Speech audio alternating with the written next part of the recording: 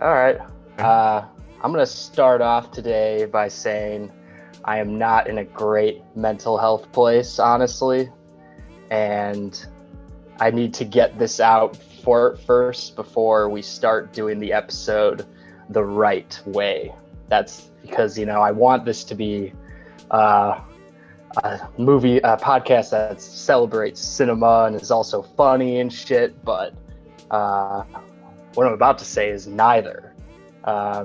Yeah, I'm just like dealing with a lot at the moment. I think the mental. Oh, nice yerba mate. I'm on my second case. Nice. Yeah, I got Yeah, some I'm on. euphoria today. Yeah, I'm doing Revel Berry at the moment. Those are my two favorites. um, but anyways, what I was saying was, yeah, I think like the mental toll of being at home for this long is like getting to me, and I think um, I need to say out loud that I need to get out, because otherwise I'm not going to really do it. So this is Mm-hmm. kind of a therapeutic way of me to do that because, yeah, it's been a while and I think it's getting to me. And I've had this plan to leave for a while, and it's kind of getting to that time where I need to start, putting that plan in motion, but I'm kind of delaying it, because it's only on Mm-hmm. me, blah, blah, blah.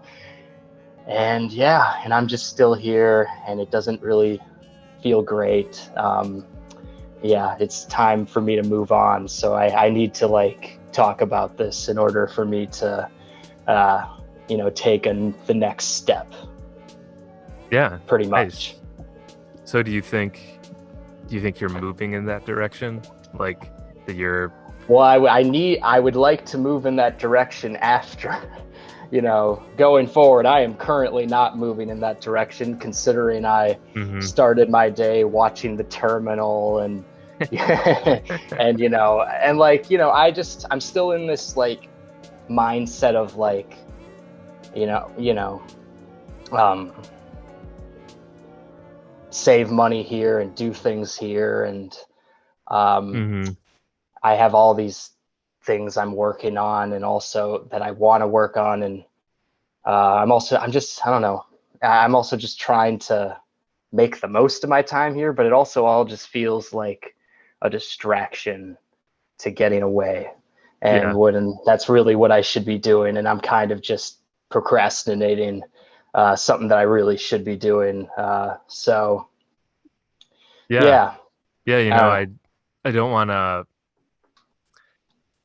I'm going to bring this up because not to try and make it about me, but that what you're saying is super relatable because Yeah, we're in different situations, but I definitely relate to sort of I was telling Carly this just yesterday that I feel like I'm at a point in my life where I'm not necessarily progressing forward, that I'm just sort of staying the same. And anytime I start to gain a little bit of momentum, there's something that like um I don't know, brings me back a little bit. And what that's been recently is we've been traveling to go and see people for either weddings or to see family yeah, for stuff. yeah. And That's what you were doing the past yeah, month, really, right? Yeah, yeah, we've hardly been home. And so there's all these things that I've been wanting to work at. And I've been honestly wanting to move on to a new job for like 3 years. I've been in this job for 3 years now, and it'll be 3 years next week. yeah, And I'm like, yeah. oh my God. When I was there for a Oh, few yeah. months, I was like wanting to move on, and I'm still doing Right, it. So right, right. yeah, I feel like yeah, I haven't, because it's all, on me. There's so much that I would love to be doing, maybe just as a freelancer or just finding a new job altogether. Yeah, But yeah, finding like that way to like push yourself has been difficult. And I've definitely yeah, gotten to like a comfort zone that I want to get out of. yeah. I know. I'm Yeah. I'm kind of that way at Benny's at the moment. Like I'm actually like getting comfortable there, and like Mm-hmm. there's this one dude there who always asks if I want to work full time because he likes, he because I've shown that I'm uh, competent, Mm-hmm. and can do things and work hard and all this shit, and that feels good. But yeah, like I can't like be comfortable there, I gotta.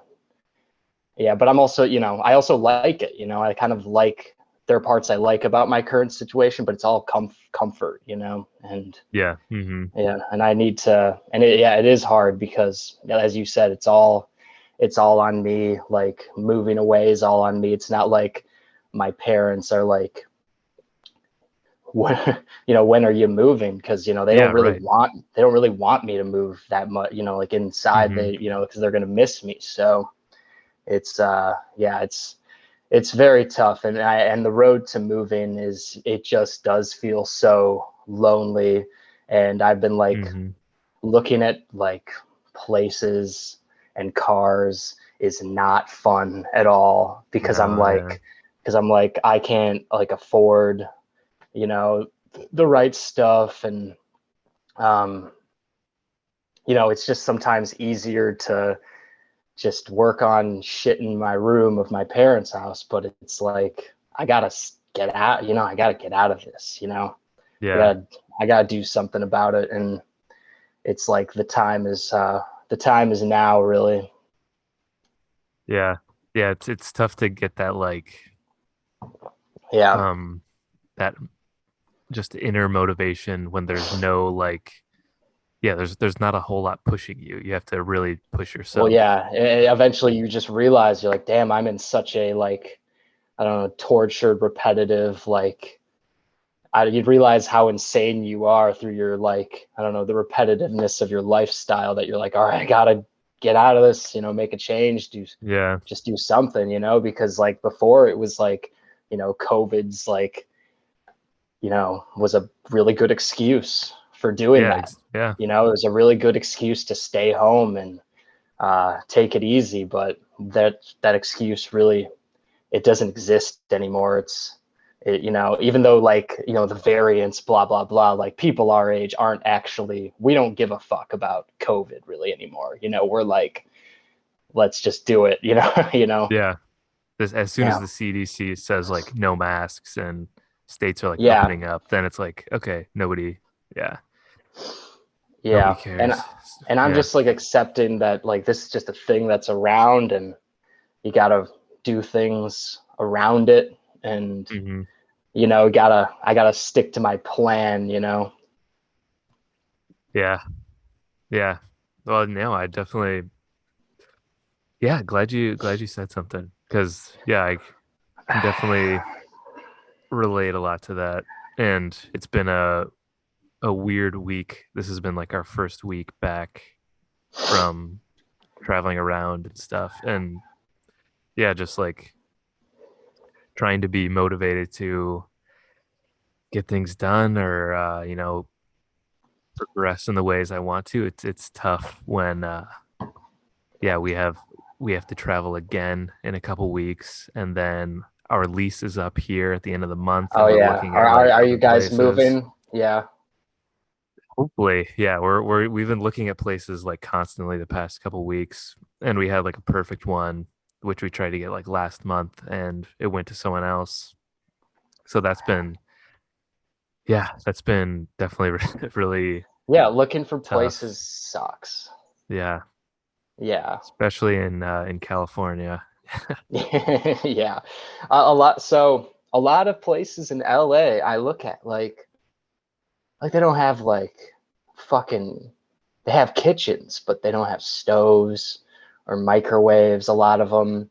And Hmm. I'm like, damn, like you have a kitchen and you like say marble counters and all that shit, or granite counters, but it's just a sink.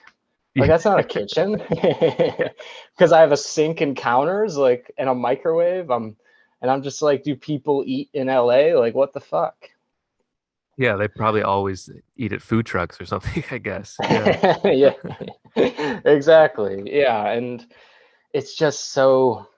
it's so defeating to see, like, when you're looking for a place for yourself, what you can afford in the City of Angels, Yeah. and and and and like so many places that are like lower than say like 1,300 in rent. They're like shared homes and shit like Hmm. that, which I'm like not about at all. I want like a place with privacy. Right. I want to come home and not be like, oh, there's this dude who I share a bathroom with, and these people I share a kitchen with who I don't like at all because I share No, yeah. space with them. Like fuck that, man. Yeah. It's really interesting. We've noticed here, and I'm certain LA is the same way, that there's a lot of like creative ways people Oh get yeah, away to with live. like this is Yeah, a like, oh, apparently this is a living situation you can have yeah, that yeah, I would yeah, never see anywhere else yeah. besides here. Yeah. I saw this one thing where it's like you have the shared living community, and there's all these like activities you can do there. There's like meditation groups and stuff like that. But it also said like only positive people allowed. Yeah. We don't take any negative types. And I was like, there's no way I'd be able to pull that off. Like Oh yeah. they would sniff it. Even if I like put on this whole BS act, they would sniff it out of me like any day. Yeah. That's interesting because one of Carly's coworkers actually lives in a town nearby us, and it's like he lives in this community that it has a security gate, and it's like all managed and owned by this one lady, and they have a meditation and Yeah. yoga area that's only for Uh-huh. the residents, and all these like they're in all these little like shabby cabins that were just sort of like Right. thrown together in the Well, mountains, and I and and I think what intrigued me about it is like it's a little cheaper too. yeah, I yeah. don't know about hers, Hmm. but the one I was looking at was a little cheaper. So there's like that um, Yeah. positive thing about it. Yeah, and they say like people open to an alternative lifestyle or Yeah, something like yeah. yeah. It's very culty and Yeah. spiritual, and uh, yeah, not something I could keep up every day. Yeah. Yeah. It's yeah, it's so weird out here. I don't Yeah, I know. mean, I'm in a late 20s crisis, obviously, with the way I opened this up, but I'm not in one enough to do that shit, you know? Yeah. I'm not gonna like I still want to do live like to a degree the way I live. I want to fucking, you Yeah. know, be lazy, and I want to smoke weed, and I want to watch The Terminal and at 10 a.m. and you know, Yeah. Yeah, you got to yeah, pick what sacrifices you want to make. Yeah. yeah. But yeah, I just needed to, in order for our episode to go smoothly the rest of the way, I needed to get that out there and make an attempt of vulnerability at the beginning of the episode. Hmm. Because yeah, I mean, I'm actually having a kind of a tough day, and it felt very weird to be deep in thought about all this serious stuff and also be watching The Terminal. Like, Oh if you know my what I mean, God. it was Yeah. real, like that, like those two things together. And all of a sudden, some stupid scene from The Terminal would be happening, like Catherine Zeta-Jones would be like, "You've been living in Terminal 67?" And I'm like, Don't is you have to she? catch a flight? Yeah, yeah. Is Yeah. she a fucking idiot? Like, man, I wrote. So I actually like took some notes for this podcast because, Oh wow. uh, like I have things written down just of what I want to say, and Hmm. like under The Terminal, I wrote, "What the fuck is Catherine Zeta-Jones's deal?" Because like everything she says is like, what the hell? Like, how did she just find out some of this stuff about Tom Hanks? Uh, Yeah. Especially when he's like a legend already to all the workers at the airport, pretty much. yeah, and Like they there's all a love him. scene. There's a scene after he has this incredibly vulnerable moment about like his dad, and they kiss, and there's that great lighting and stuff. and then she just runs to that man again, that Yeah. who's married, and they head down the escalator together, and Tom Hanks just looks so sad. It was such a sad scene. Yeah. It was so Hmm. sad.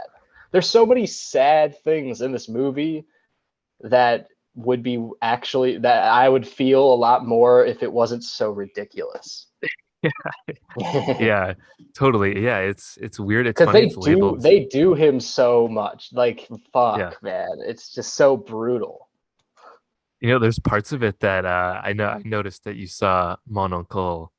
So I know Yeah, I did. you'll understand. There's parts of this movie that I felt like it was super tragic and then also kind of like a Jacques Tati film where Tom Hanks is like trying to pull off this like physical comedy of this, silent guy in uh in a world that he just doesn't Yeah, understand. there is a lot of silent comedy of him walking into the female restroom accident, like just yeah, him just messing up in this airport because like in the wrong place in the wrong time always because he shouldn't be in the airport. Oh man, I really half-assed watching this morning. Yeah, Yeah, I I was trying to get some work done and I had it on and I just oh man, yeah, it's I don't know. I liked it a lot less than I thought I would because the last time I'd seen this was when it was in the theaters, in 2004 or whatever. hmm, Um, and yeah, it's just so odd and it felt like such a slog in that it was like never really getting anywhere for me. And then to find out that like the big reason he wants to go to New York is just to get an autograph of some jazz musician and then he's gonna go home. just I just I don't know the yeah, whole like the whole father story trying to get the autograph. It didn't really strike me as that important. And maybe that right, sounds terrible, but right. yeah, I think we should end with this movie. I think we should okay, stop now and end with it. I'm fine Ah, with man. that. Yeah, yeah, Actually, at the same time, after saying it, I'm like, should we really end with it? You know? I'm fine getting it out of the way or saving it. Yeah, I'm at Yeah. least glad that we Um, finally saw it yeah, yeah, again so yeah. that we That's could, one of the reasons yeah. why I watched it this morning is because I didn't want to feel the defeat again of not having watched it and being like, God, dude, just like, are you that pathetic that you still haven't watched The Terminal? You know what I mean? But yeah, I mean, do you wanna come back to this? We can Well, circle yeah, back. let's come back to it. Let's see. Maybe Yeah, because I don't have a lot to say about it right now, but maybe if we talk about everything else and then end with that, I'll have yeah. a lot to say, or maybe I won't. Maybe I'll have more to say once I finish this yerba mate. Who knows? Either way, it's The Terminal, so it's not a big fucking deal. Yeah, we've put it off Yeah. for this long. We can put it off even longer. Do you have anything to report about your trips? Hmm, not really. All I right. mean, yeah, I don't know. I feel like I've spent as much time in airport terminals as Victor Navorsky in the past month. So I was gonna say, yeah, you have to have some relation to that. yeah, I don't know. I just feel like exhausted. And yeah, I don't know. That ties into another movie that we both watched yesterday, Oh, okay. actually. But yeah. Yeah, yeah. Yeah, that's pretty much it. Just tired. Yeah, I'm tired all the time now, and Yeah. I went one place. I didn't travel as much as you, and I think you went to more places. So what were the places you went to again? So at first I went to Iowa for my one of my roommates in Okay, college, his wedding, and then from there went to Illinois, was in Moline okay, for a little bit, and then went to Fort Worth, Texas for another wedding that I was in. And then from there I came home here for a week, or not even a week, and then went to Missouri to the Ozarks, Branson, to see my grandparents, aunts, uncles, cousins, That's a lot. parents. Because where I visited was Midland, Michigan, which is a place, one of the most random, like, that's a random place Never to even heard visit. of it. Yeah. Exactly. Yeah. And I think it's the same movie wise. I think it's the same Midland, Michigan in the movie Cheaper by the Dozen with Steve Martin. Oh, wow. On Maybe. location. What a deep, yeah, what a deep, yeah, deep cut. You gotta be a certain type of person to be like, oh, nice, Yeah. Did to you check actually out the give it, house that they lived in? Yeah. right. And I'm just assuming it is because I'm pretty sure, like my brother and I went and we said, oh, there's like a Michigan license plate. I'm pretty sure they have like a Michigan license plate and it's a small town and they live on a farm. So this must be the Midland, Michigan. Um, yeah, as Steve Martin's kid says at the beginning, my whole life is in Midland. Uh, Yeah. but Must be I to went rewatch. mainly to, yeah, I know that's probably one I've seen a lot more than you, because I've seen it a ton. Um, but I went there to visit my cousin, and it was just like it was fun because I got to see him. But it's like when I was there, I was like, wow, what a weird place to visit, Hmm. because it's very small town, like nothing. It's all controlled by this one company called like Dow, which my cousin actually works for. And so the only reason why there's anything there is because of this company like called Dow Chemical. And so This like is starting to sound an awful lot like Springfield, The yeah, it Simpsons. is. Yeah. Yeah, it's like Dow is like we were joking when we were there that like Dow is like the Mr. Burns of the town. So when you go down this like like my cousin was like giving us a tour of it and he was like, "Oh yeah, so this one road we has all this stuff on it now for us to do because it's because of Dow." And we went to this sushi restaurant and it's under this very new looking building, and the building on it says like Dow. And then when we were driving on the other side of the town, we see all this just factory shit.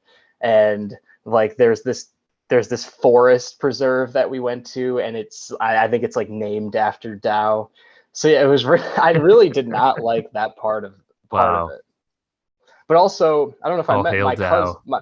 My cousin also, like, he lives there because he works for Dow, and like that's the job he got right after college. So yeah, and like if anyone who's listening saw that like post I did on the Cinebums page Instagram account with like those criterions hanging on the wall, that is like my cousin Brendan's like criterion like collection. He like made Oh, that, which nice. I thought, yeah, he like hung them up on the wall in like a cool layout. And Yeah, that was cool.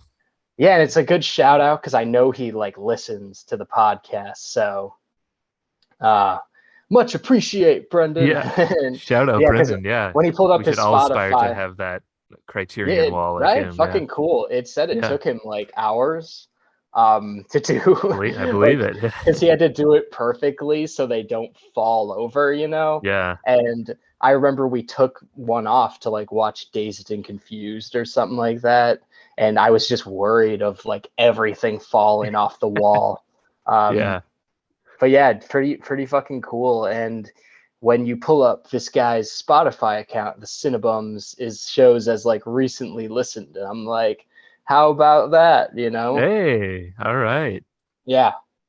I also told him that if we ever do an episode on a couple of movies that I know he's really into, we could have him on as a guest.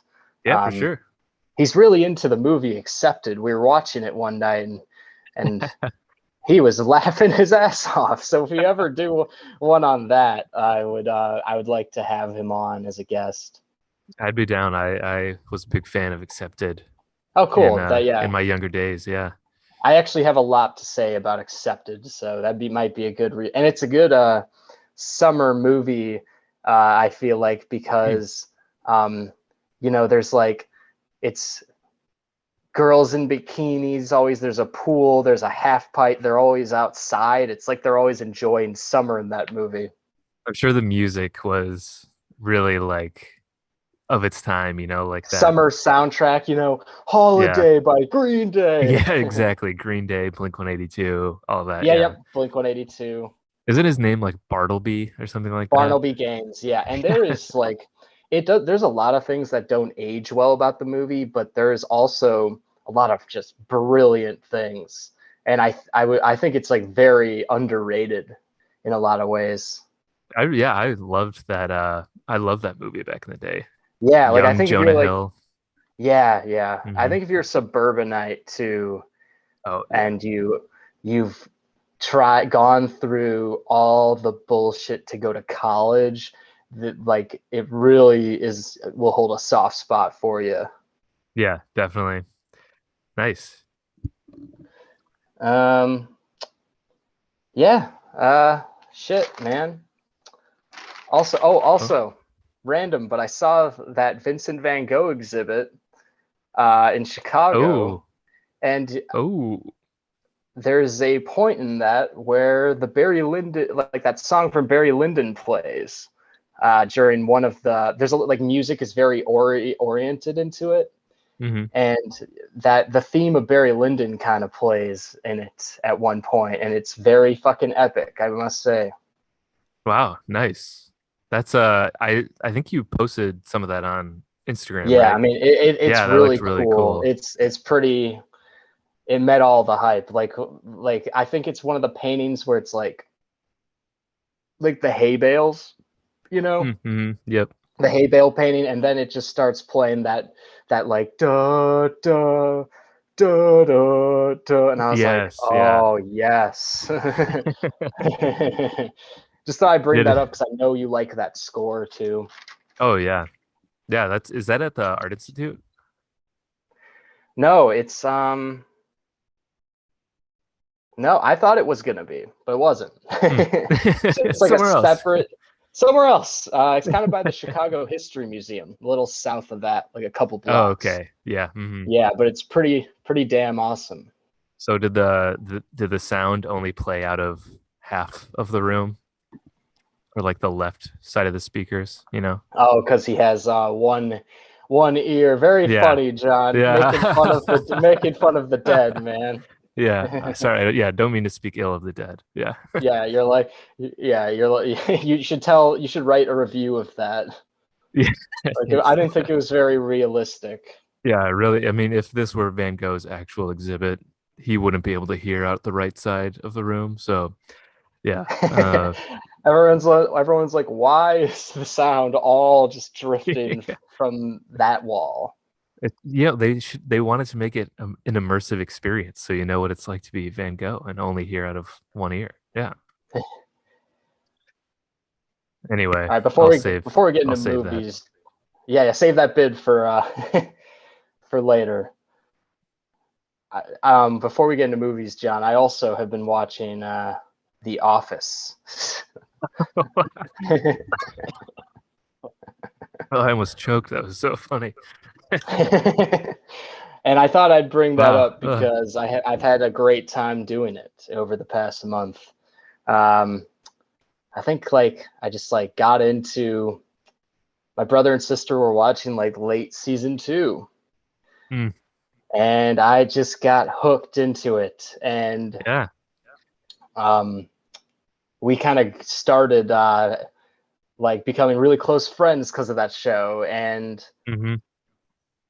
like I think we stopped we don't watch as much because we have watched it a lot, but there was like a big gap where I wasn't watching it for a Yeah. while. Yeah. And which is kind of a good thing because now I'm like rewatching it as an adult, so I relate to all these like adult problems, and it is still just so good. Yeah, it is. um and I just had such a good time. Like I watched like mid season 2 through season 4, and That's like peak for me. Yeah. yeah, it's peak.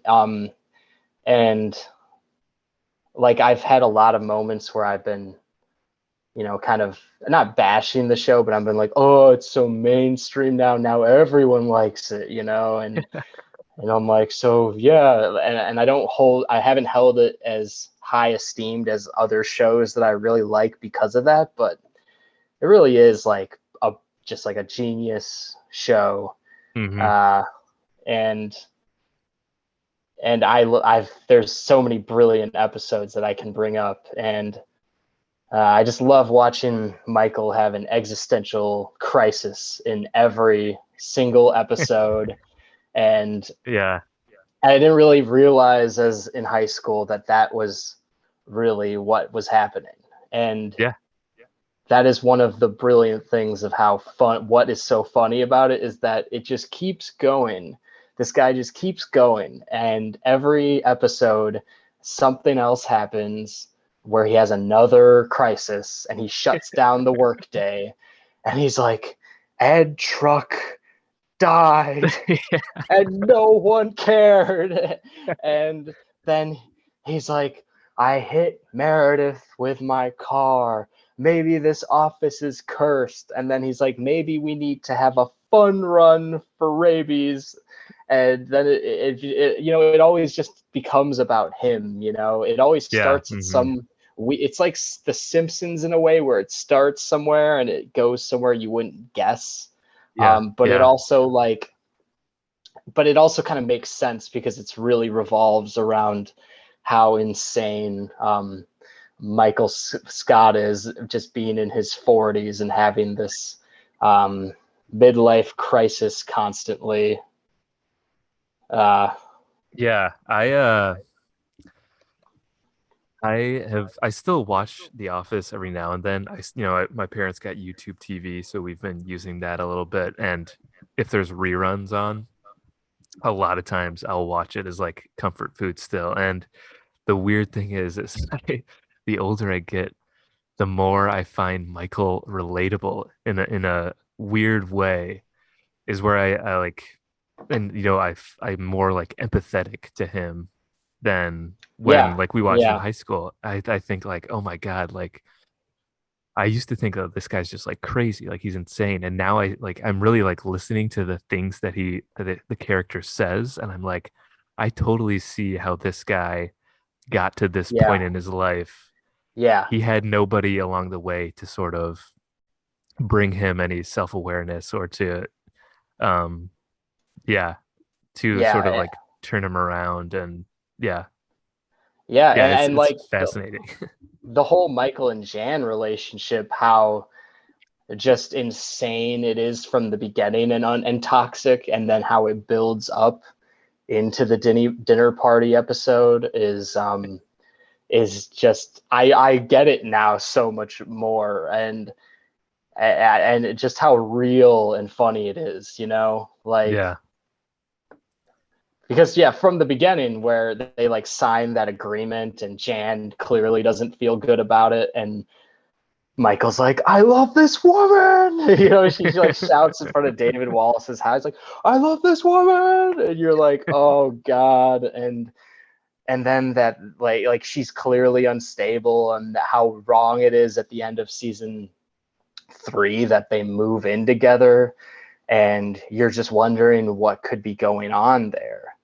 And eventually in the dinner party episode you see what is going on there, and you're like, fuck.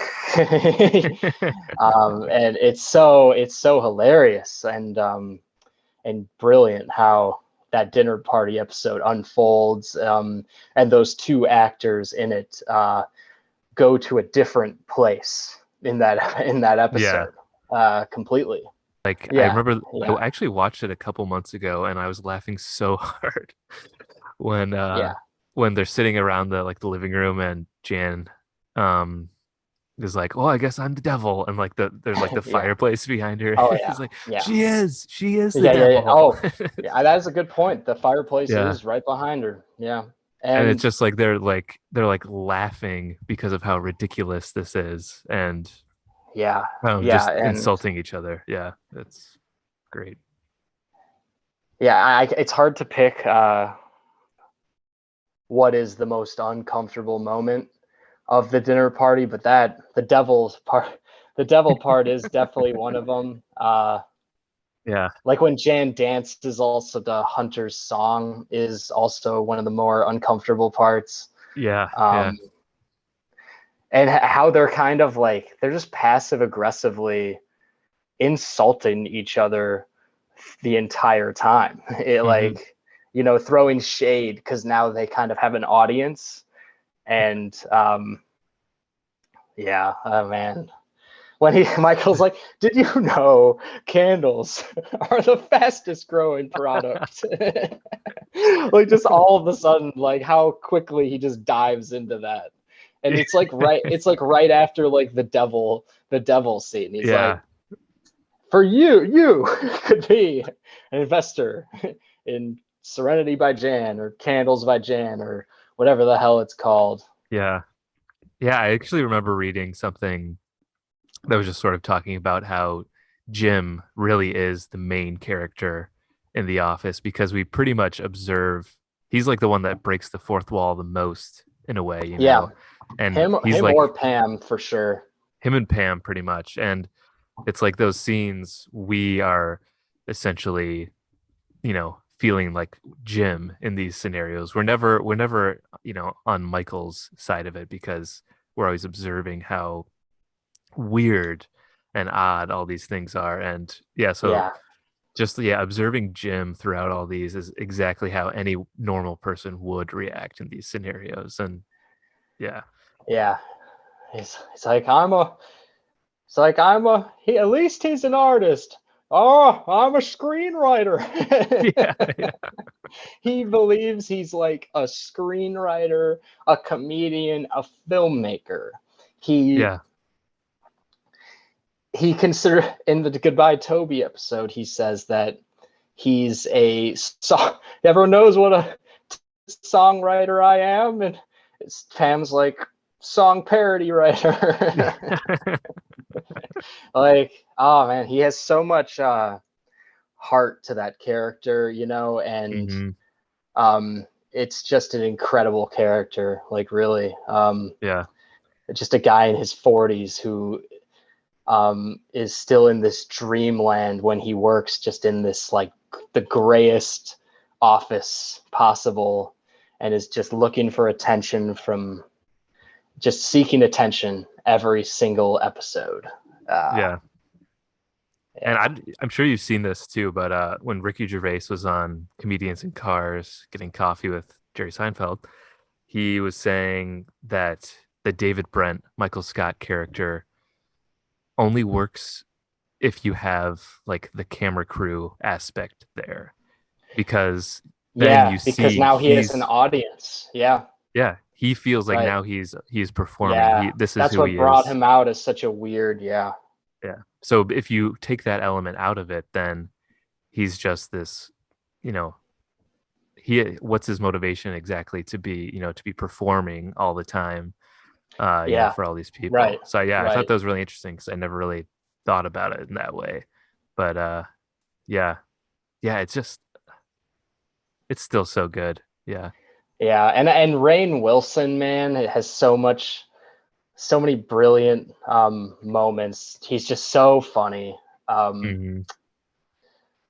there's this in the scene in the episode where they hire a stripper. Um, Rainn Wilson goes like redhead or brunette, and it's kind of asking Jim to choose between Pam or Karen in this Hmm. scene, and Jim goes blonde because he's deflecting, Hmm. and Rainn Wilson says, "Do you have any blonde women?" And it just the way he says it, it's one of the funniest things ever. Just, do you have any blonde women? And then when the stripper gets there, he just treats her like shit. Like Michael texts her like, "Is she hot?" And and Dwight just says, "Say no." Yeah. He's like, yeah, he And says something like she's like okay in a way or whatever. She's like, saying, "Oh."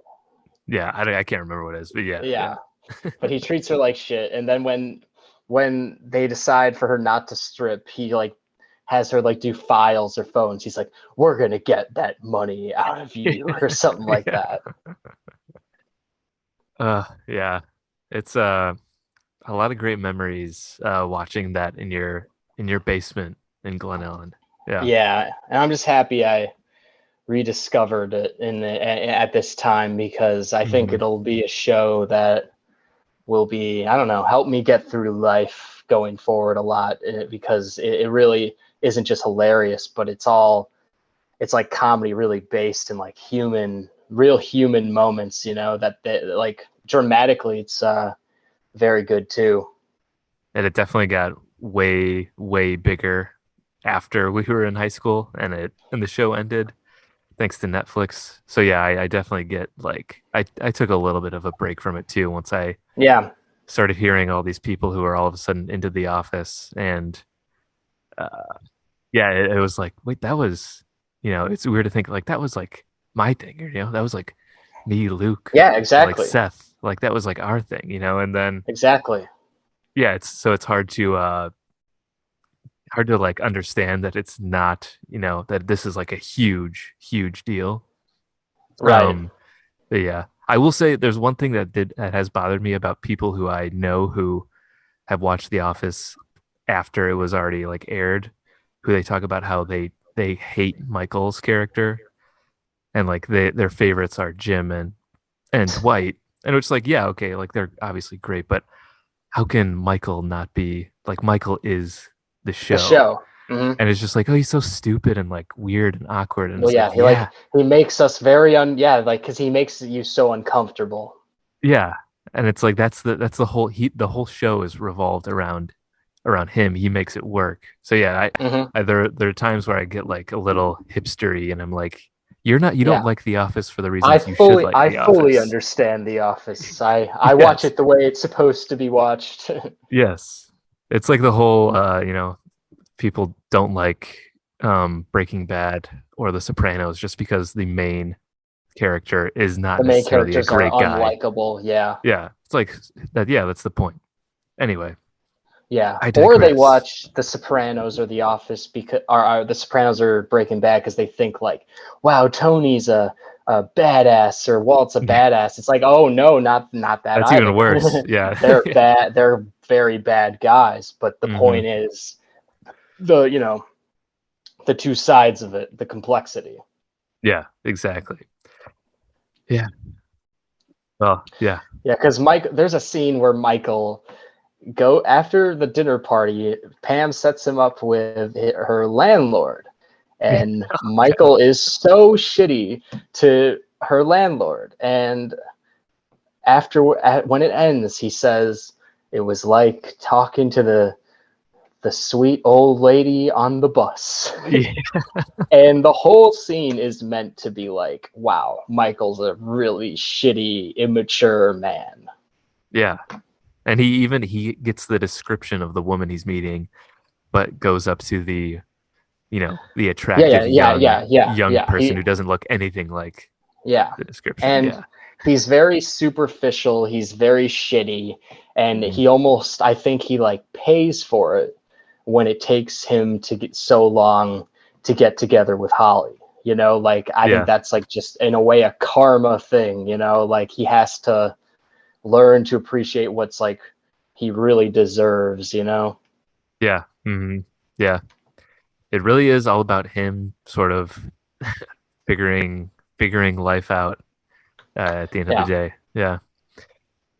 Oh yeah. Yeah, we could definitely talk about The Office for Yeah, I was gonna suggest forever. us Yeah. like doing, I don't know, a best episodes series because there's so many that I could really dive deep into a Hmm. lot. But I just thought I'd bring it up for the sake of this Yeah. episode.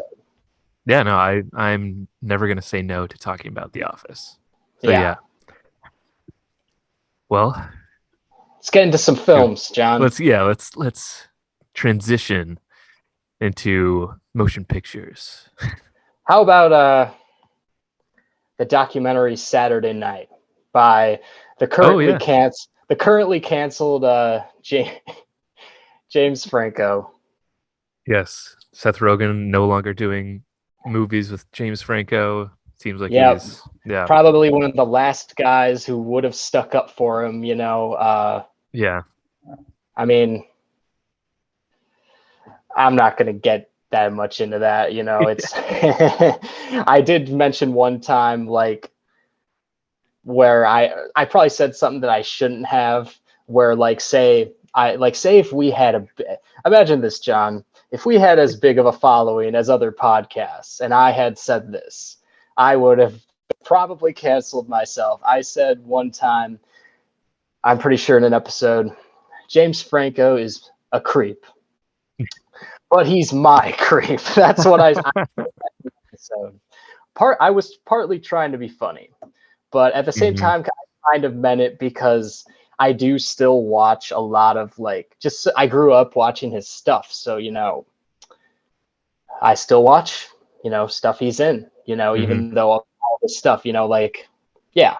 And we watched this documentary, and I like this documentary actually a lot. I liked it a lot. Yeah. Yeah, it's pretty awesome. We're both big fans of SNL, and this cast was like our cast, Yeah. Exactly. And Yeah. there's like a moment where James talks to, like, Lorne. I think I said it. It sounds weird saying it right now. Lorne. Lorne.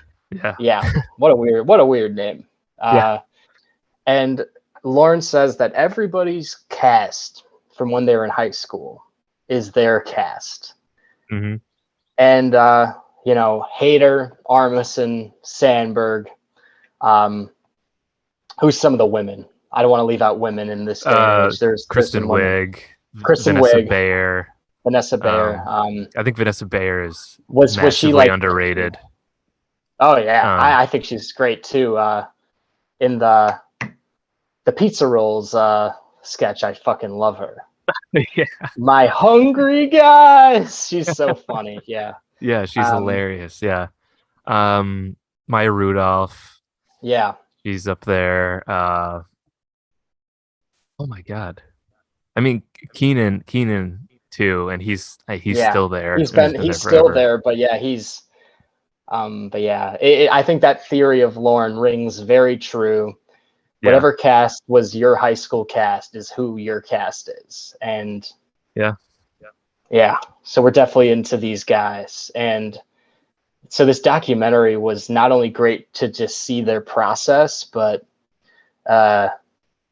just the fact that it was these guys working, in their most intimate fashion, was awesome for me. I loved Yeah. watching Mulaney and Hader as young dudes writing together, and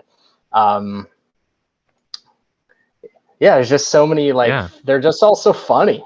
So I know. Yeah. um, I mean, did it make you want to like work there and like yeah, work with these people? Yeah, that's all like we were thinking the whole time, is that it looked like a really exciting, like stressful but exciting environment to be yeah, around. And yeah, I've always been interested in just the process that they go through and yeah. putting together a show in 1 week like that. And It also says a yeah, lot about the yeah, creative process and how what their process is just doing as much as they can in the time they have, and then hmm, cutting it. yeah, Pretty yeah, much. As we saw, a lot of great sketches get cut. yeah. Such as that hilarious sketch by fuck, what, I'm bad with I name, McGrew. The one I remember is Will Forte. I Will Forte's can't remember what the sketch was, but yeah, it it's was cut. it's carpet commercial from Yeah, yeah, like Empire. Yeah, Empire, which everyone our age grew up with, and it's so great. It's such a funny sketch, like the room, but it's also really weird. It's also yeah, really weird. You could tell maybe, I don't know, something that maybe Lauren Michaels, and from a producer standpoint, they thought it was too odd to be on TV. Mm-hmm. But in the room, Bill Hader and was dying from it because it's That was so hilarious. funny. Yeah. It's hilarious because how Will Forte commits to it, and he's like, again, Yeah. again, like how it just it's such a Will Forte sketch, and yeah, it's yes, like only yeah, him could pull it off. And yeah, it's just like it was. I remember in the pitch meeting or whatever, it's pretty quiet. Like not many people are laughing very much, and then as he just keeps going yeah. nonstop, then yeah, Bill Hader just losing it. It's so funny how Well, just at like first I was like, what is this? And then I I oh get yeah, me too. No, yeah, eventually you get it though, yeah, as I'm like, okay, this is like a Family Guy thing where he keeps reading it or something like that. It's about the repetition, but then it becomes this really like fucked up thing of like Forte like torturing Malkovich as he keeps saying it. And just the fact that it is like this legendary actor like breaking down as Forte becomes this like insane, like he's playing like an insane I don't know, like corporate audition manager or whatever, casting hmm manager. It's just I think it's a brilliant sketch that got cut. yeah, yeah, and I thought it was interesting too to see like I think Bobby Moynihan. It was like his first season Yeah, during that, and just to see like he was on SNL for a long time and it seemed like such a natural, but then to see him as like a newcomer, clearly like nervous and a little yeah, uncomfortable, like trying to fit into this group, that right, was really interesting. And then him being a part of one of my favorite Bill Hader uh, sketches on SNL is the Vinny Videci, and yeah, it yeah, was. I loved being able to see um, that process. yeah.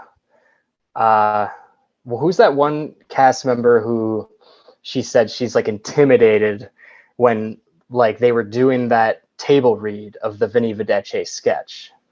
Oh yeah, There's just this one female cast member where it just kind of shows how competitive the SNL kind of process is because there are so many comedians in the room. yeah. I think it might And have been Casey Wilson. possibly, yeah. And then Yeah, she kind of bombs like an impression in the room, and yeah. it's like very embarrassing because it's clearly everyone's like, what is she doing? hmm Um, but yeah, I'm ashamed to say that the Vinny Videce sketch was foreign to me until I saw this Oh, documentary. Um, and when I did, and they started like, reading it in the room, I was like, what is that? And like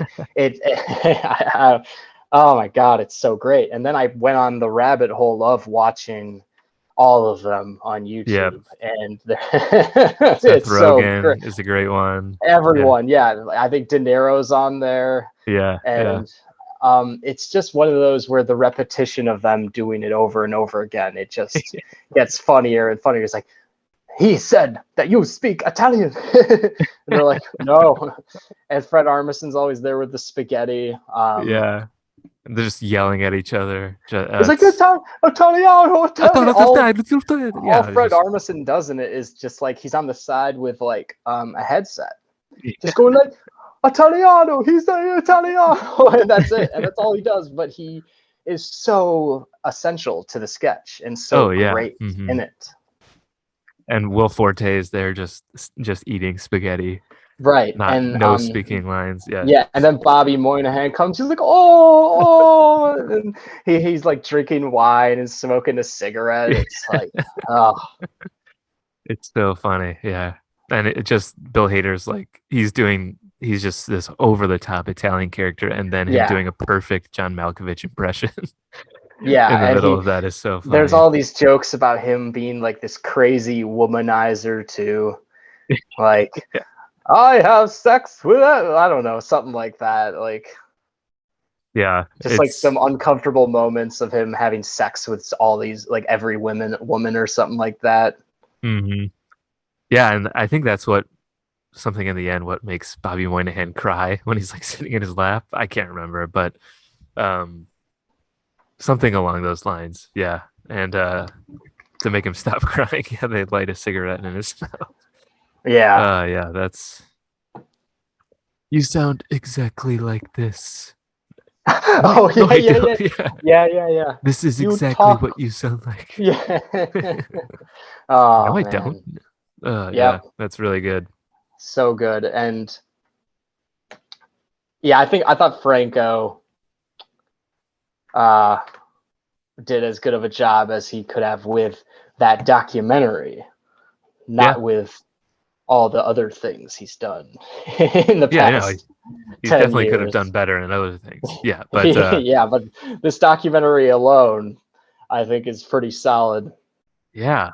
Yeah, I had no idea about it until it was just a recommended video on YouTube for me and just watched it and then never stopped it.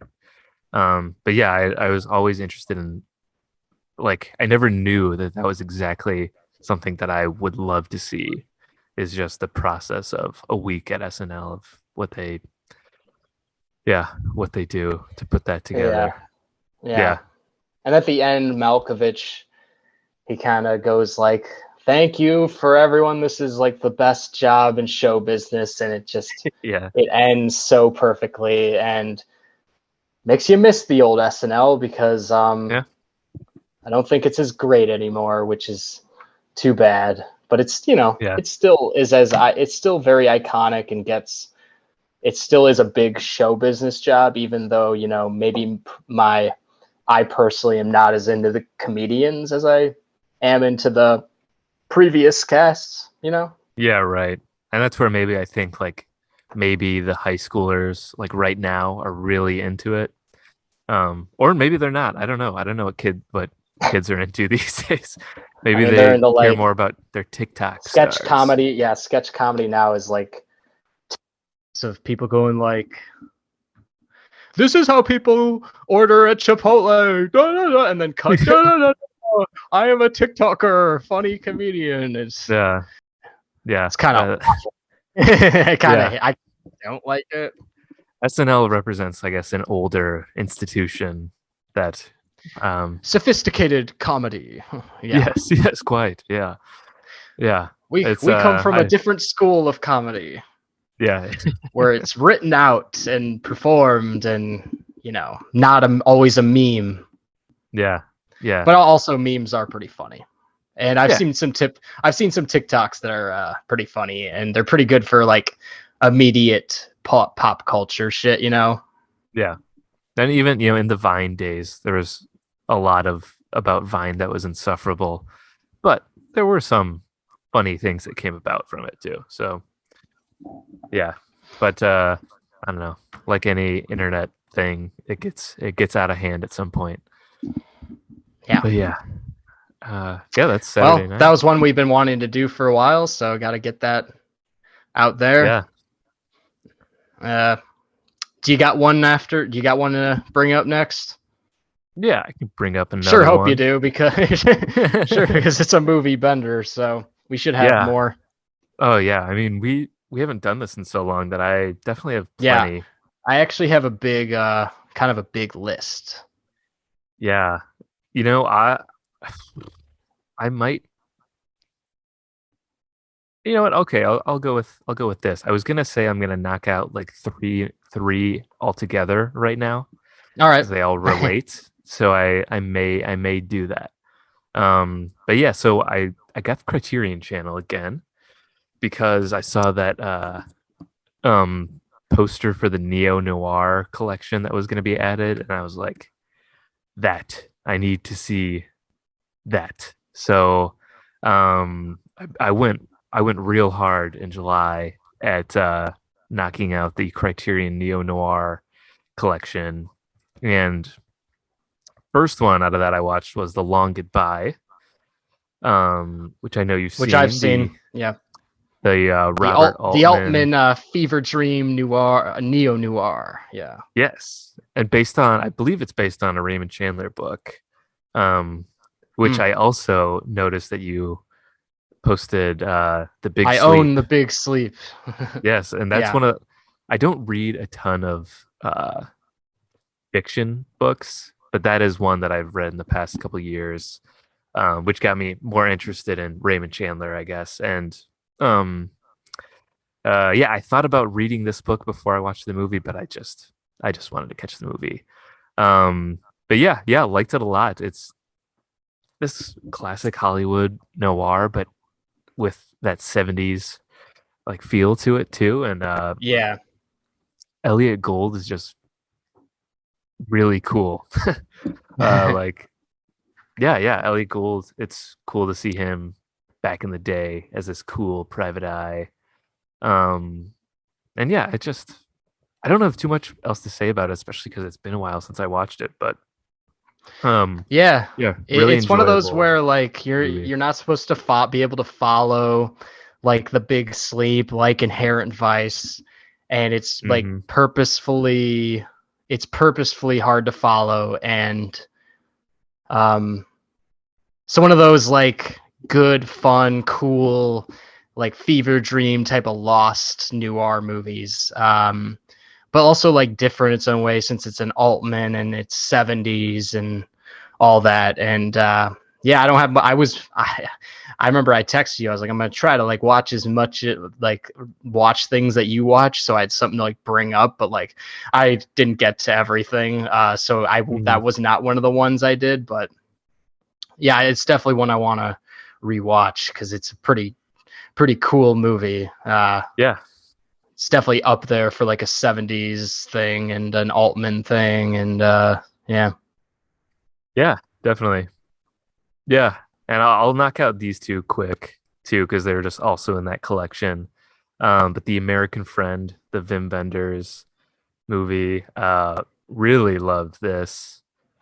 Um, yeah, it's a Dennis Hopper That's and a Bruno dark Ganz one. are both really great. It's really dark, and Yeah. Yeah. I love just the aspect of like this normal, seemingly like normal guy being put into this type of really intense situation, and yeah, I really loved this movie. And this again, it's like a lot of these neo noirs, like it feels slower in a way, but it like perfectly paced at the same time, Hmm. and Yeah.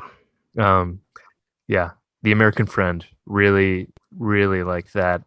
Um and then the last one is Manhunter, the Michael Mann, um Hannibal Lecter, um cat and mouse thriller movie. And another one really great on the Criterion channel, has Michael Mann style.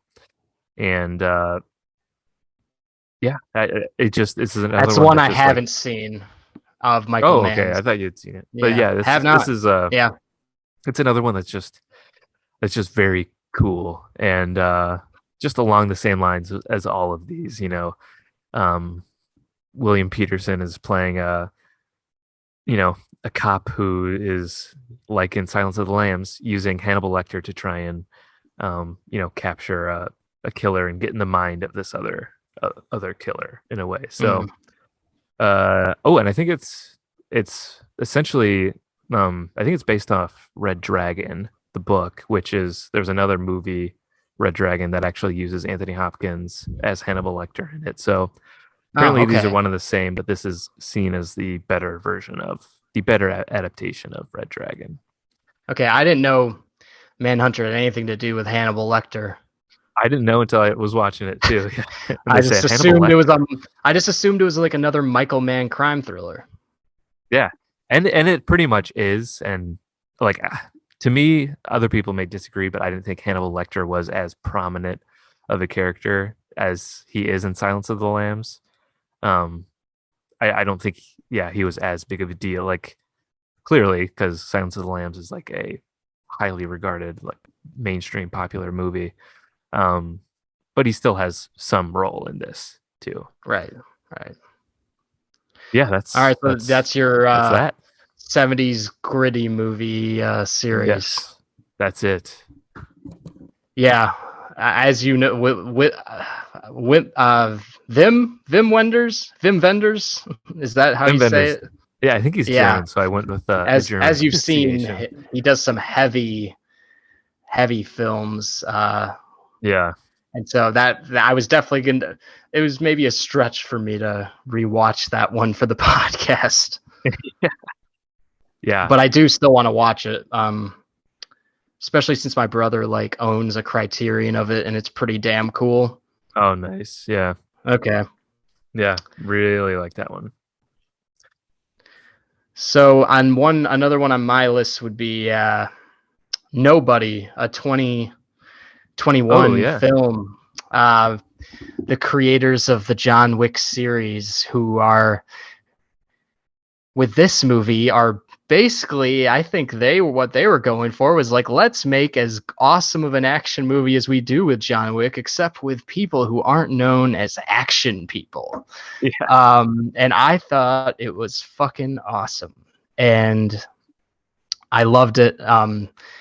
It's like kind of like it's one of those that makes you like wait for a lot of the action scenes, Yeah. but it's like when they do like happen, it's worth it, and it feels like Bob Odenkirk is really breaking out of his 9 to 5 routine,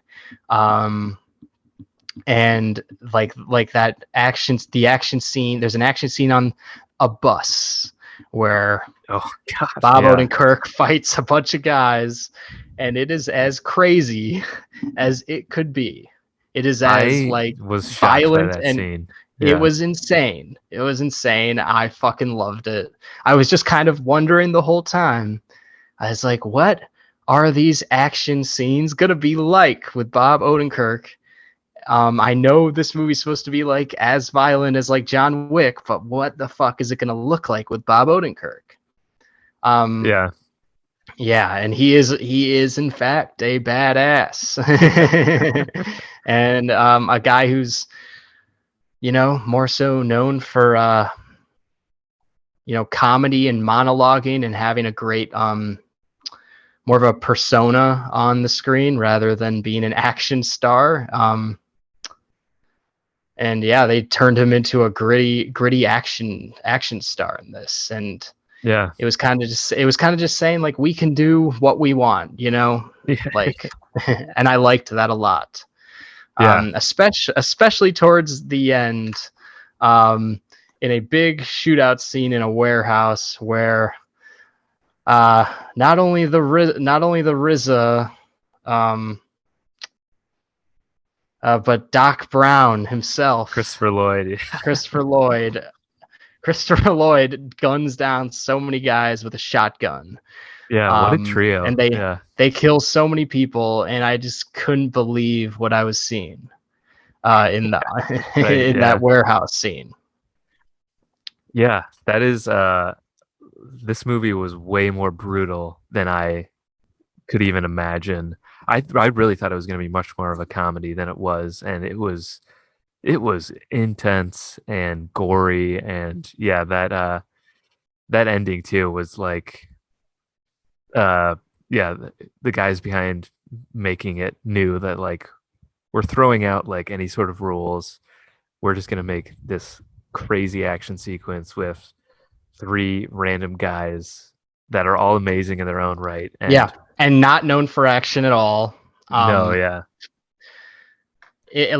I'd say they're all known more so for the whatever they bring, like character wise, what they bring. Like I feel like maybe comedic. They're more known as comedic actors. Like the RZA's not even known when he acts. At least it's more so like the RZA's here, in this role, and he's using his voice more so, and he's kind of funny or badass or whatever. But he's never doing full on action like this. No, yeah. Yeah. And it just surprised me so much. Yeah. Yeah. I really like Nobody. I think I need to watch it again. Now that like my expectations have been I don't know.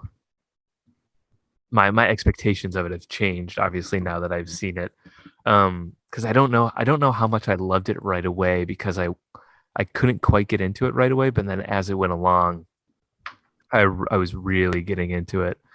So I think I need to watch it again. But yeah, Yeah, I uh, was very biased because I five started on Letterbox, and mm. it was mainly that scene in the warehouse that did that. I was like, oh my god, you know. Yeah, is that the only time that RZA is on screen too? Is at the very end? He, 'Cause I know you hear his I think voice a few times. barely, man, like barely. Hmm. Like he eventually gets revealed, um, as like the guy he's been working with, and we're like, there he is, you know. Yeah. It just pops up, and then yeah, I think then the action scene begins. Christopher Lloyd's like in a bed, barely moving. Have you ever thought about starting your own podcast? When I was trying to get this podcast off the ground, I had a lot of questions. How do I record an episode? How do I get my show into all the apps people like to listen? And how do I make money from my podcast? Well, the answer to every one of these questions is really simple. Anchor. Anchor is a one-stop shop for recording, hosting, and distributing your podcast. Best of all, it's 100% free and ridiculously easy to use. And now, Anchor can match you with great sponsors who want to advertise on your podcast. That means you can get paid to podcast right away. In fact, that's what I'm doing right now by reading this ad. So if you've always wanted to start a podcast and make money doing it, go to anchor.fm/start to join me and the diverse community of podcasters already using Anchor. That's anchor.fm/start. I can't wait to hear your podcast. Well, sounds Some of good. these movies I might skip to because like since this is like kind of an emotional podcast, I don't want to talk about Dude, Where's My Car? You Yeah, I know, don't know how much as I'd have to say about that either. as as as funny as it could be sometimes, like man, it was so stupid. Yeah, yeah, Just so stupid and meaningless. yeah. There's definitely some on my list that I don't need to talk about. And I Yeah. love stoner movies too, but Dude, Where's My Car was so stupid. Oh God. I felt like it destroyed my brain that night. Mm, And yeah. it wasn't from a lack of smoking weed, that's for sure, man. As high as I was still like, what the fuck am I Can't get watching? into it. Yeah. Yeah, yeah. I don't We'll even bring remember up where we left off. shit, man. Nobody, right? Oh yeah, nobody. Yeah. So I watched a film from the 90s. It's directed by Steve Buscemi, called Trees Lounge. It came out in like Ah. 93, and it kind of takes place at this bar called Trees Lounge, like a typical like dive bar where a bunch of people hang out at. And it kind of just follows Steve Buscemi as like one of those just guys who doesn't have anything going for him, and that's kind of what it is. And he's he's a mess. He's a struggle. Like he drinks at this bar all the time. Spends way too much time there. Uh, Unemployed. I think it's like a former mechanic, but is let go, and he's just like delaying trying to get a job at another auto shop. And it happens to have just like a shit ton of people in it.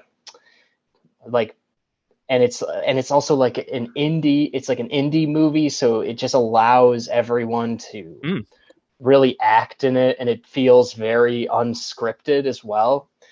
So here, let me read out some people in the yes. cast. We got John Ventimiglia. Jesus Christ, that was a butchering. But he plays Artie in I The have to look him up. Sopranos. He plays Artie in The Oh, Artie Sopranos. Bucco.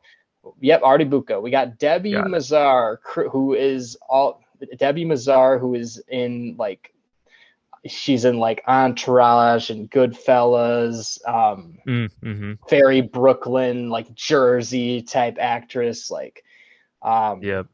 we got Seymour Castle, Kevin Corrigan, Michael He's Imperioli. everywhere. Yeah, oh yeah. Michael Kevin Corrigan. Imperioli, Chloe Savini, and Sam Jackson.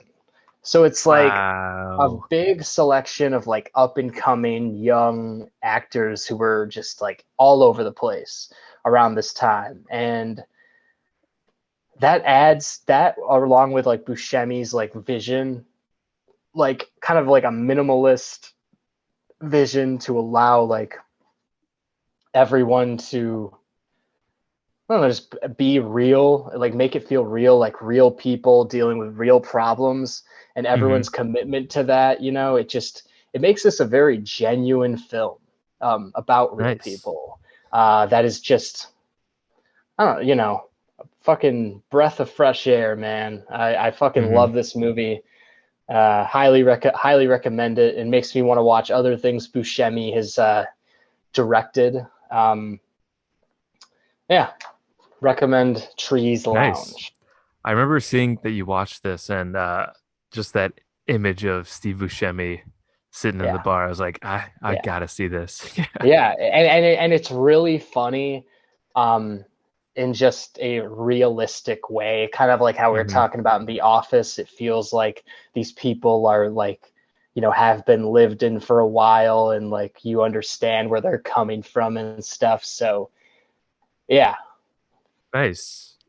One of my favorite SNL cast members right now is Melissa Villaseñor, and she has a great bit in her stand-up about how much she loves Steve Buscemi because he's just so much like, that's how it is, He's just so like, yeah, like he just yeah. like seems so easygoing and just like goes with Right. life, like whatever, Hmm. like, that's how Yeah, it goes. Yeah, that's him in this that's movie. That's him in this movie. he's very comforting as a Hmm. as an actor. Yeah. Yeah, I just love. Like, yeah, I just love.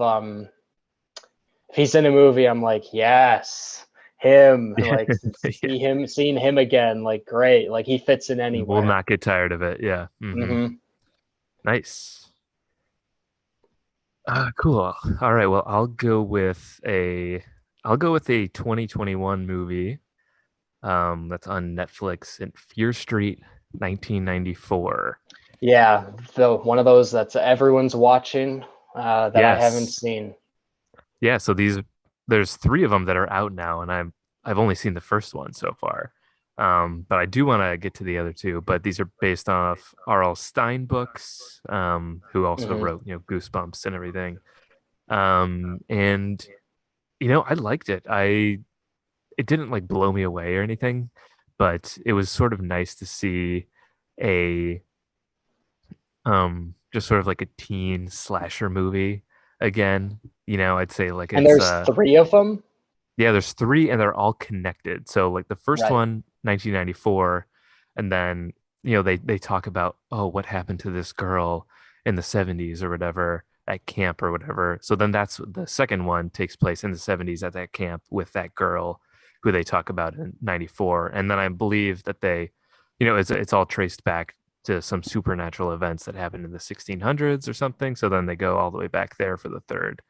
Um, so yeah, it's kind of interesting. Those are all Yeah, connected. everyone's watching those at the moment. Yeah, yeah, and I'm definitely it wasn't like amazing. It was fairly basic, I think too, but it got me Hmm. interested enough to see what the other two are about. And yeah, yeah, just thought it was nice to see sort of like a going back to the teen slasher days, which Yeah, I yeah. don't know how much we have of anymore. We have, I think we both love the Scream movies. Um, Hmm. so this is sort of a lighter version of one Right. of those. Everything's supernatural nowadays, I feel like. Yeah, yeah. It's yeah, there's definitely a supernatural element to it, but it's I feel like in a more grounded way, which I liked. So yeah. Yeah. Yeah, I should get to them. Just, yeah, I feel like I'm out of it with like the current movies, Yeah. like that new A24 movie I haven't seen yet. Green Knight. Yep, I haven't Yeah, I seen want to that. see that one Everyone really bad. has. Yeah. Yeah, I really want Um, to see that one, but haven't gotten to it. And like I didn't see Fast 9 in the theaters. Same. Yeah. And also I wanted to watch Space Jam 2 for this episode, but the thought of sitting through it is always I've always procrastinated it. Yeah. It's on HBO until August 15th. So I made my goal to watch it before then, but yeah. Yeah. I haven't been too prepared to watch it yet. And I don't know why, because Yeah. it's obviously not like a difficult watch, but I Yeah, just actually maybe it is. it could be. It really could be. I've heard it's awful. Yeah. And as much as I have, a sentimental viewpoint for the old one is a bad movie too. So it's just, Yeah, yeah, I but grew up on that and I haven't grown up on Space Jam 2. it's So just like a good like if you're doing a movie podcast, it feels like I got to watch Space Jam 2 for the and shit talk it on the podcast, you know. That's yeah, kind of why. it's because Uh it's relevant. Yeah. yeah. And yeah, those are the main movies that are new that I'm like haven't seen yet. I'm not up to date, but you know, as I've said, I saw Nobody and I saw No Sudden Moves and um hmm eighth and the Bo Burnham special. So I'm like, you know, I'm watching new stuff. Yeah. Um It's a lot to keep but up with right now. yeah, there is a lot to keep up with. And but I'm also watching things like Alien in 4K, which Oh, yeah. yeah, I watched actually. I don't know how many 4K experiences you've had, John. Hmm. Not Have you not had many. any 4K experiences at all, Yeah, John? of course. Yeah. Like a million. Those are my only experiences. Yeah, I only Yeah, experience I only 4K. watch 4K. Yeah. Um, as I was mentioning, because I went to Sometimes Midland, 8K Michigan. too. Yeah. Yeah. Yeah, that's what the next thing will be. Um, but as I mentioned, I went to Midland, Michigan, and my hmm cousin has those criterions on the wall. Oh yeah. And but he also has like a few 4K DVDs and a 4K DVD player, and I don't have any. I don't, you know, I've never watched anything on 4K, and I don't have any. I don't know anyone who has like 4K DVDs but him. So I was like, especially when I saw that he had Alien on 4K, I was like, all right, we're throwing that into the mix here. Like That's got to be absolutely, good. that's Yeah. a must thing to do, especially since I haven't seen Alien in a while, and uh, it was awesome to watch Alien in 4K. I I must bet. say, Yeah. yeah, because it's such a movie about like the set design, the fact that they built Oh it yeah. all, and the slow burn, and uh, you know, just the fact that it's all like the alien coming out of the shadows and stuff, and it The was atmosphere. Yeah. yeah, the atmosphere is so it was so awesome. It looked so good, and it was so scary. And I haven't seen Alien in years, so I was That's just yeah, awesome. it was a good one. I'm just picturing that, what that one scene would look like in 4K where they get to like the big chamber of like the huge Yeah. like alien hmm statue Oh type yeah, thing. yeah. That had to be Yeah, awesome. Yeah. it was.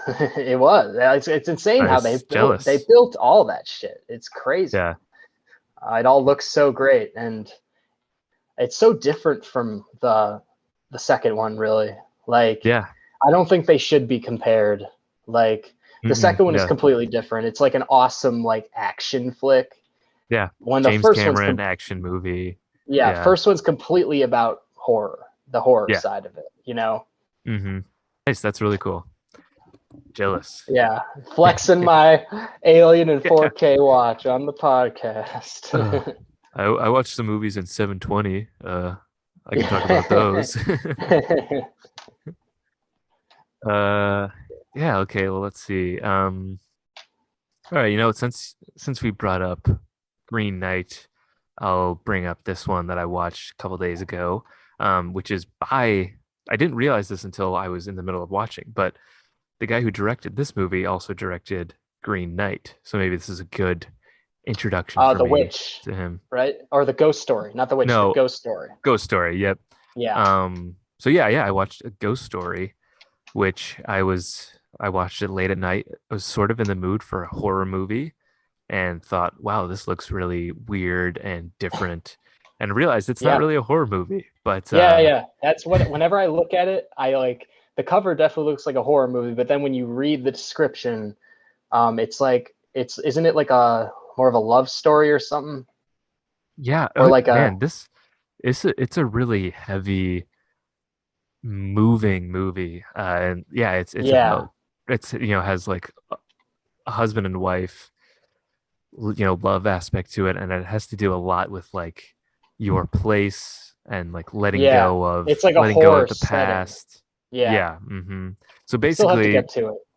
yeah, it's I loved it, and it watched it at a perfect time because the movie starts out with a couple, the Casey Affleck and Rooney Mara, arguing about moving out of this place that they're in, and they're touring other places to live, which is the exact situation that I am currently in.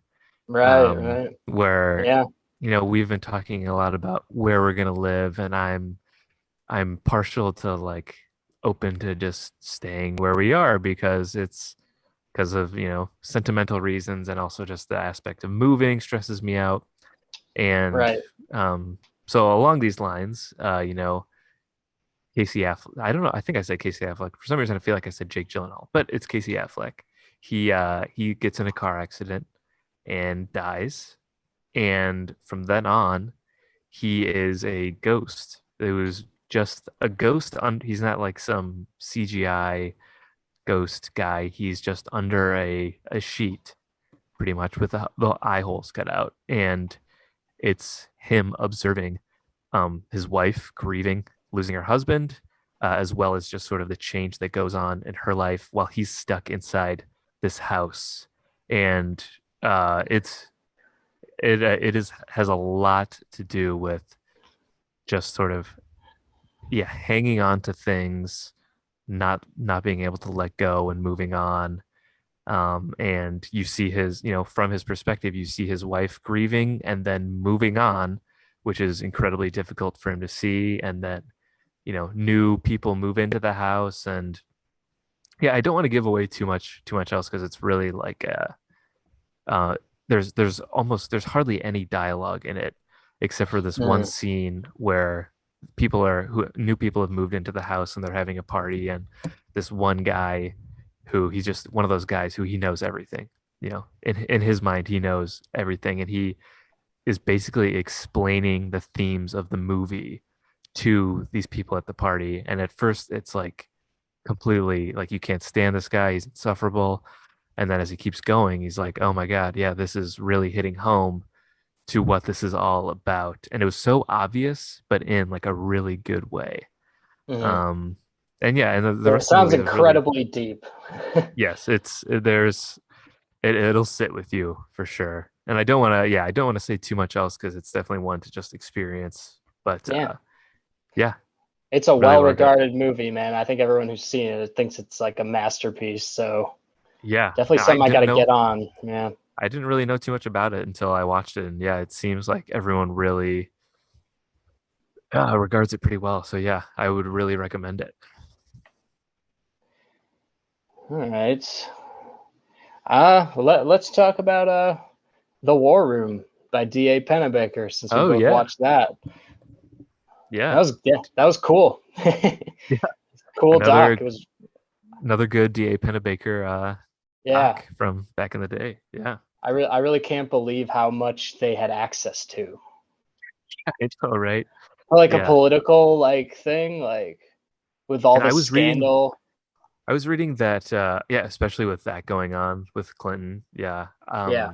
And I was reading that he attempted to do this with the same thing with a few of the other candidates as well, but the Clinton campaign was the only one that agreed to do it, Oh, really? That wow.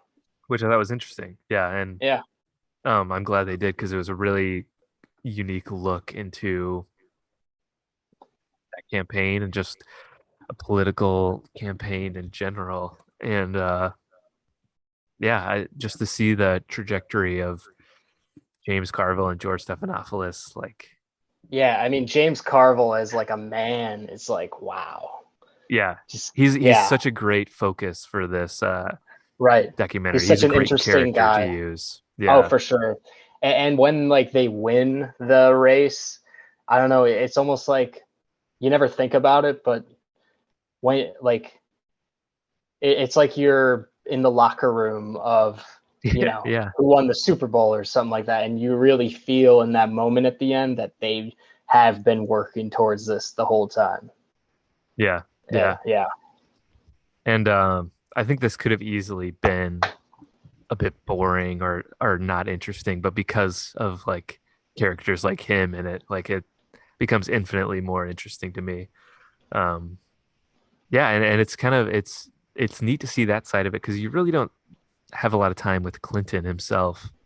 It's all, the people working in the yeah. background that you'd It's never like see. brief moments where he gets off like stage or something like that. Then you like follow him with, Yeah. and he talks to people on the um, of the team, and I'm still kind of like, I can't believe they have access to just this, you know what I Yeah. mean? Yeah. That's what I love about a lot of these DA Pennebaker stuff, that it's all stuff that you don't really see, but is It's almost very, yeah, very more intimate interesting. access. Yeah. Yeah, Like with the Bob Dylan documentary, it's like all the stuff that happens during the tour besides his actual performance is almost more interesting than his actual performance, and oh yeah, yeah, yeah, for yeah, sure. yeah, that's what I got out of this too. Yeah, and I thought it was going to be something that was like all about scandal, but it really just ended up being about like the people in this team, in the campaign team, that like, and how hard they work and their camaraderie and all that stuff, and about and about James Carville, and like Hmm. his speech at the end is pretty triumphant as well when they win, and Yeah, yeah, yeah. he's quite a guy. Do you want to talk about Roadrunner at all? Yeah, yeah. I saw that last night at the Music Box. It was my Music Box Nice. return. First time And back since the pandemic. yeah, I know it's way too long, Nice. way Yeah. too long. But and I don't. I think I told you this. I just started like watching like Anthony Bourdain content like this year, Mm, like wow. this Yeah. summer. But I I immediately got like really into it. I feel like Like he's I someone me you would really like. Yeah. yeah, yeah, yeah, like parts unknown. I was immediately like, oh shit, this is incredible, Yeah. groundbreaking, like automatically. And uh, yeah, Yeah. this was a much needed documentary, especially since I've been watching Parts Unknown all the time. Yeah. And I feel like well, I had just seen on social media that it was going to be available at midnight Eastern on demand. So then I've been wanting to see this for a while, so I was like, okay, 9 Okay, so you 9 took p.m. your chance, yeah. 9 p.m. my time, I'm gonna check Amazon or whatever and just get it to rent. Um and I I struggle with like personal stories about like I was talking about The Office, how I felt like that was like our thing and this isn't other people's things. Right. And I have a similar feeling with Anthony Bourdain in a way because I do too. Let's see. I yeah. think I know where you're going with this. Well, because and this is the reason I'm gonna say what I'm gonna say is that maybe there's someone else out there, including you, who could relate to some of this too. Not to just, I don't want to talk about myself too much, but I see like the year 2011 was a big like turning point in my life. And that is when I first got into Anthony Bourdain and his work. And Hmm. it was a time when just in like the year before a friend of mine had died, and that was the first time that I Yeah. realized like the I realized like the that life ends. That I Hmm. really realized that like, oh, I've had grandparents die, but never like a peer of mine. And that's when I first realized like that's when I first started to like become self-aware and understand more about like how life ends at some point. And become more like realize how real everything is. And at the same time, I went to Tanzania trip, and that was the first time I got to like experience people who are not just like poor, but really, really in tough situations in the world, way different from my cushy suburban life. And this just got me interested in like traveling in general and experiencing new things. And I was also becoming more, aware of just mental health type Yeah. the mental health aspect in life. And that's when I discovered Anthony Bourdain, No Reservations, and really started to get into that because of him and the things he would talk about and sort of like his skepticism about life. I started to become more cynical about life things and religion had been more important in my upbringing, and I was realizing how much I just had a disconnect with it. And so it was a big like growth period of my like childhood. I started to get into Radiohead. It's like one of those things, and Yeah.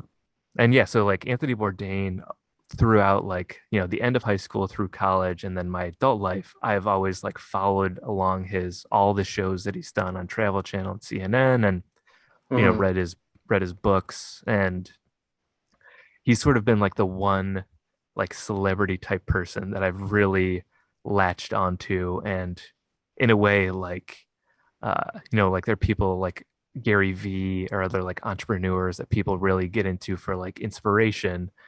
Um, for me, it was always him because he was sort of the cynical, authentic, real guy that I sort of wish that I was more of after, coming from a very uh, Protestant, cushy, suburban, straight edge life. And so yeah, that I don't know. That's my story. I don't know if anyone else has Yeah. like No, a I mean, connection you with clearly have a Anthony Bourdain like longer that. Anthony Bourdain journey than me, but I totally get why you went down that path. Yeah. Yeah. And there's a C- point c- where David Chang says like it was almost never about food. It was about, Tony. And that's where I thought about too. I was interested in the travel aspect of it and of course like yeah. food, but really the Yeah. reason I was attached to him was because of him and, you Right. know, yeah, Yeah. And I think, his yeah, I story. like Yeah. how the documentary opens, like where it sheds light on more about him as a writer, Hmm. because I like his show is so much about like his shows are so much about his voice, Hmm. and the dark side, how he has like he shows the dark side of every place. He Yeah. doesn't run away from it. He